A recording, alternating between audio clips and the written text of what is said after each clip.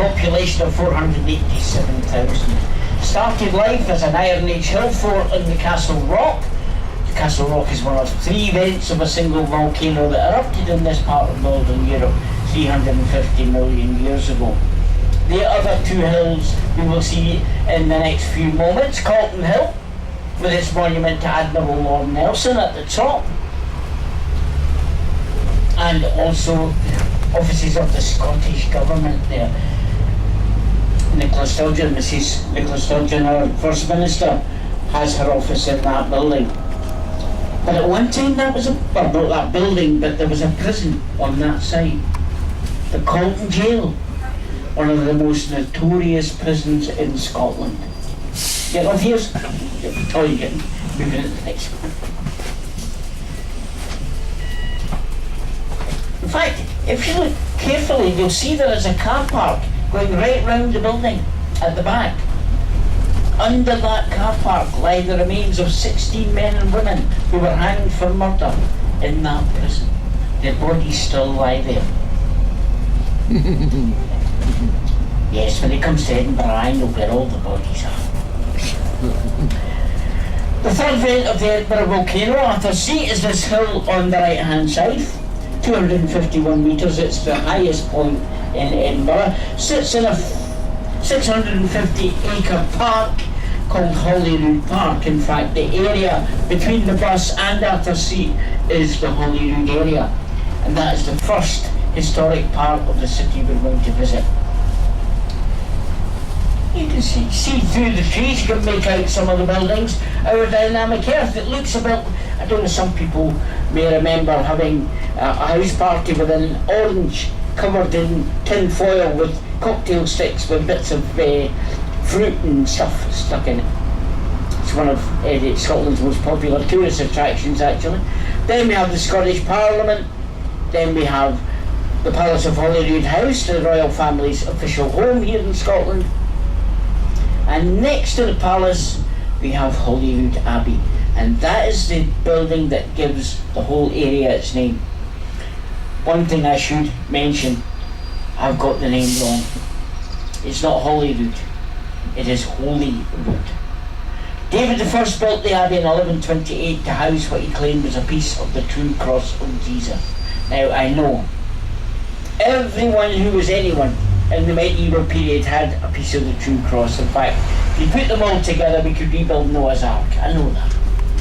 But David was a very pious man. He believed his piece was genuine, and he built the abbey as a place of pilgrimage.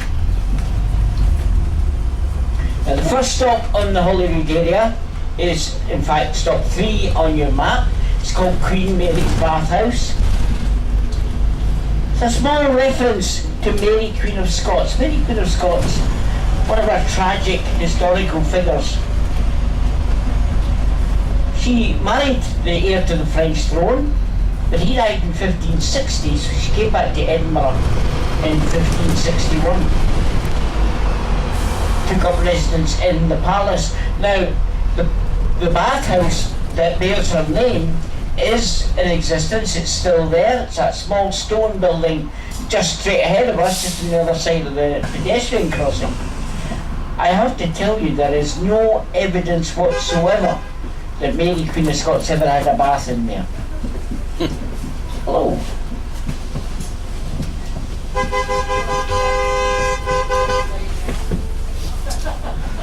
Hello there. We don't know what the bathhouse is.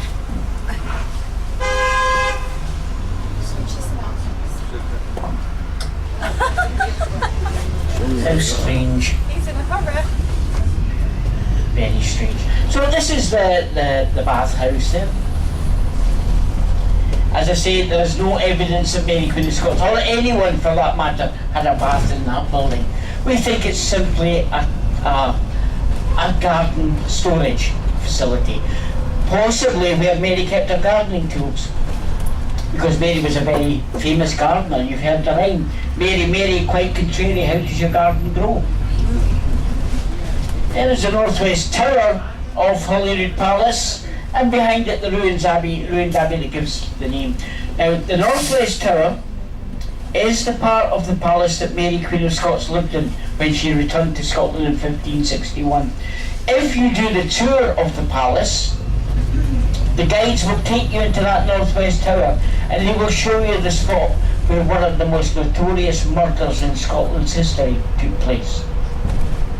David Rizzio, Mary Queen of Scots' secretary and a great friend, was stabbed 56 times in that tower. No one was ever brought to trial for the murder. People were quite convinced that Mary's husband, Lord Henry Darnley, was behind the attack, but nothing was ever proved. So here we have Holyrood Park, as I say, 650 acres. And the funny thing is, the highest point in Edinburgh is in this park, Arthur's Seat. But because of the volcanic nature of the park, you cannot actually see the summit of the hill from this area. Very strange. What you can see though is a pathway.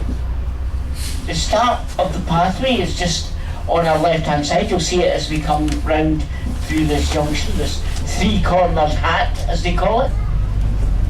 There is a pathway. You can see people on it. Now that pathway has been there for centuries. People have walked under Salisbury Crags for centuries. But the great Scottish author, Sir Walter Scott, paid weavers who were put out of work by the Industrial Revolution to consolidate that path. He paid all the wages and all the materials.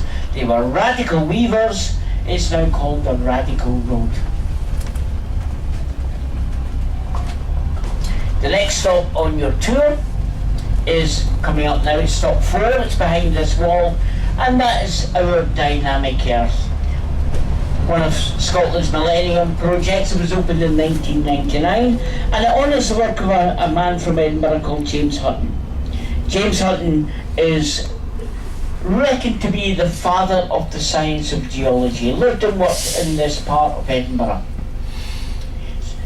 It is one of Edinburgh's paying attractions, unfortunately. However, we have come to a deal with the operators, and if you buy your ticket on the bus or from our ticket sellers on Waverley Bridge, we can in fact give you a small discount.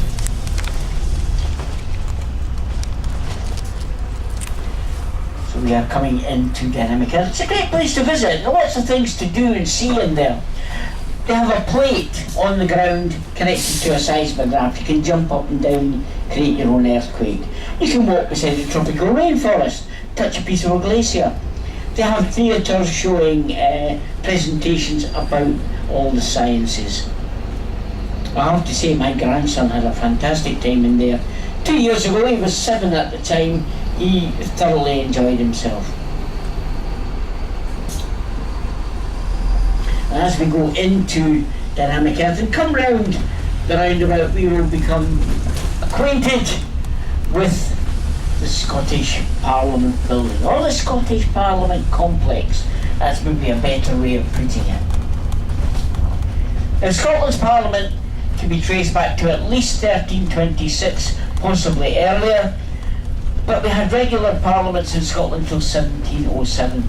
In 1707 we signed the Act of Union, and that abolished Scotland as a separate entity and created the United Kingdom of Great Britain.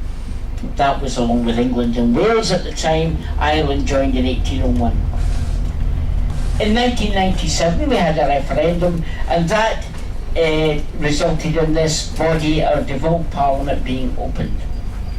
The Parliament was opened in a building in the old town of Edinburgh in 1999. This building, designed by a Catalan architect called Enrique Morales, was opened by Her Majesty the Queen in 2004. If you look to the right hand side, just as we come past this wall, and we will get past this wall, but you may notice projections on the side of the Parliament. These are window seats. There is one for every ordinary member of the Parliament. The ministers have their offices in a different part, but these window seats are isolated areas where MPs can sit and think. before they go down to the debating chamber to do the business. They're called contemplation pods. There's a novelty. Politicians that think.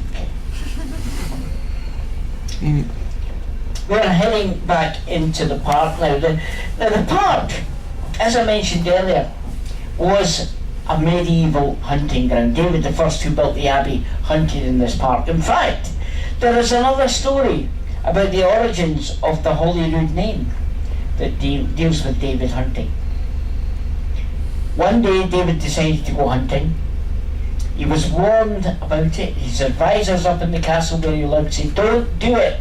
It's Sunday. You can't go hunting on the Sabbath." But David was determined. He said, "No, I'm going." And he came down here hunting. As he was riding round this area, and it was forested at that time, lots of trees, a stag burst out of the undergrowth and frightened his horse. The horse reared, David was thrown, and as he lay on the ground, the stag appeared over him, ready to finish him off with its antlers. At that point, a shiny cross appeared between David and the stag. The stag immediately turned round and ran away. David dedicated the abbey to the Holy Cross to give thanks for divine intervention. Now that's a fantastic story. There is only one problem. Almost every royal family in Europe has a story of an ancestor being saved from a wild animal by the appearance of a cross. Probably just an urban myth. I believe the story of the Peace of the True Cross, not because I believe that the cross was genuine, but because David believed him. Now, when Her Majesty the Queen presented this park to the people of Scotland to celebrate the opening of the Parliament in 1999, she retained this small area behind the wall there. And every summer, that's where she holds her annual garden party. The palace has been extended over the centuries. The newest part actually is not very new. It dates to the 17th century, the south-facing aspect. Now, the Parliament is open to the public. Check the website for the opening times and the times of the free conducted tours, because to get to really understand the architecture and the function of the Parliament, it's advisable to take the tour because it's very, very interesting. Now, some people comment about these strange shapes at the windows.